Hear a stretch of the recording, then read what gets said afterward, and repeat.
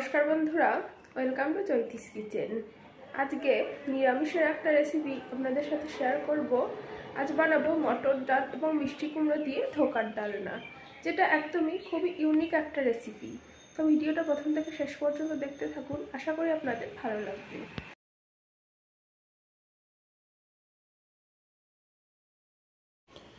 এখানে রান্নার জন্য 1.5 কাপ পরিমাণ মটর ডাল সারা রাত ভিজিয়ে রেখেছিলাম, আর মিষ্টি কুমড়োটাকে এভাবে সরু সরু করে কেটে নিয়েছি। এখন মিষ্টি কুমড়োটাকে কিন্তু আমি গ্রেট করে নিইনি, এভাবে সরু সরু করে কেটে নিয়েছি। আর এখন মটর ডালটাকে বেটে নেব। তো এই যে মটর ডালটাকে মিক্সিতে ভালোভাবে বেটে নিয়েছি। আর এবারে কড়াইতে তেল দিয়ে দিয়েছি। এবার এর মধ্যে কালো জিরে ফোড়ন দিয়ে দিলাম। ফোড়নটা কয়েক সেকেন্ড একটু নেড়ে চেড়ে নিয়ে তারপরে কেটে রাখা মিষ্টি কুমড়োর টুকরোগুলো তেলের মধ্যে দিয়ে দিচ্ছি। আর মিষ্টি কুমড়োগুলো খুব ভালোভাবে ভেজে নেব যতক্ষণ না মিষ্টি কুমড়োগুলো একেবারে নরম হয়ে যায়। আর ভাজার সময় অল্প একটু লবণ দিয়ে দিলাম যাতে এটা ভালোভাবে সেদ্ধ হয়ে যায়। আর এই যে দেখুন, ভাজতে ভাজতে মিষ্টি কুমড়োটা এভাবে একদমই সেদ্ধ হয়ে গেছে আর নরম হয়ে গেছে। তো এবার এই মিষ্টি কুমড়োটাকে এভাবে খুন্তি দিয়ে ভালোভাবে এভাবে ম্যাশ করে দিচ্ছি।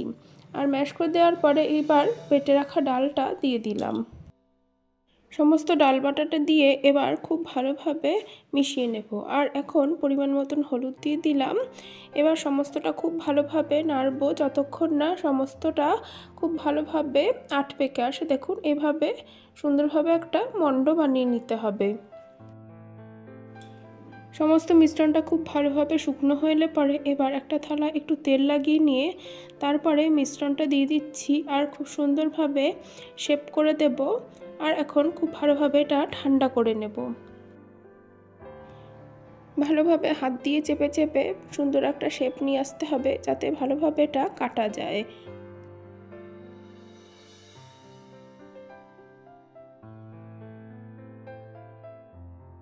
থালায় সুন্দরভাবে এটা বসিয়ে দিয়েছি আর এখন ঠান্ডা করে তারপরে কেটে নেব।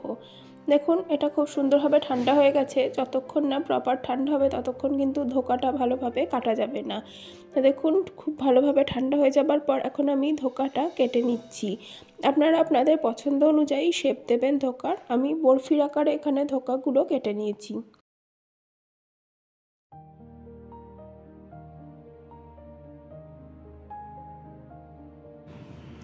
আর এবারে সমস্ত ধোকাগুলো বেশ ভালোভাবে লাল করে ভেজে নেব।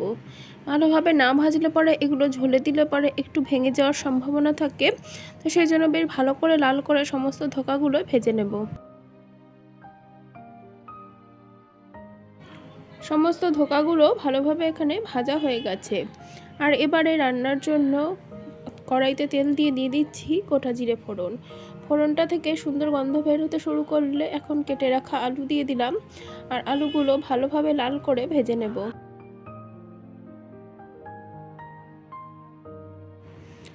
আলু ভাজবার সময় দিয়ে দিচ্ছি পরিমাণ মতন লবণ আর দিয়ে দিচ্ছি পরিমাণ মতন হলুদ। লবণ আর হলুদ দিয়ে আলুগুলো এবারে ভালোভাবে লাল করে ভেজে নেব।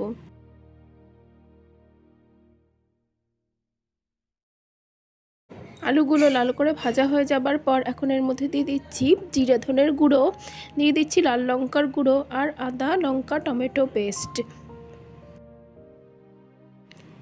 এবারে অল্প একটু জল দিয়ে সমস্ত মশলাটা বেশ ভালোভাবে কষিয়ে নেব।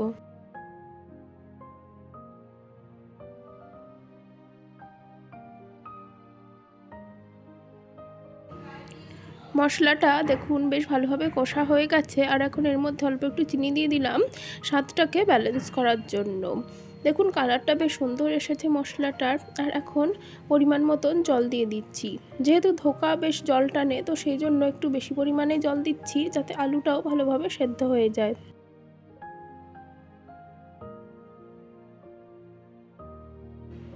ঝোলটা সুন্দরভাবে ফুটে উঠলে এখন ভেজে রাখা ধোকাগুলো দিয়ে দিচ্ছি। ভেজে রাখা ধোকাগুলো দিয়ে খুব বেশিক্ষণ ফোটানো যাবে না, তাহলে ধোকাগুলো নরম হয়ে গলে যেতে পারে। 1 মিনিট মতন একটু ফুটিয়ে নিয়ে এখন দিয়ে দিচ্ছি গরম মশলার গুঁড়ো। গরম মশলার গুঁড়োটা ভালোভাবে মিশিয়ে দিচ্ছি। আজকের মিষ্টি কুমড়ো ও মটর ডালের ধোকা একদমই রেডি। এখন সার্ভ করে দিচ্ছি। আর আজকের এই ভিডিওটা যদি ভালো লেগে থাকে তাহলে অবশ্যই ভিডিওটিতে লাইক দেবেন, কমেন্ট করবেন আর অবশ্যই আমার চ্যানেলটিকে সাবস্ক্রাইব করে পাশে থাকবেন। ধন্যবাদ বন্ধুরা।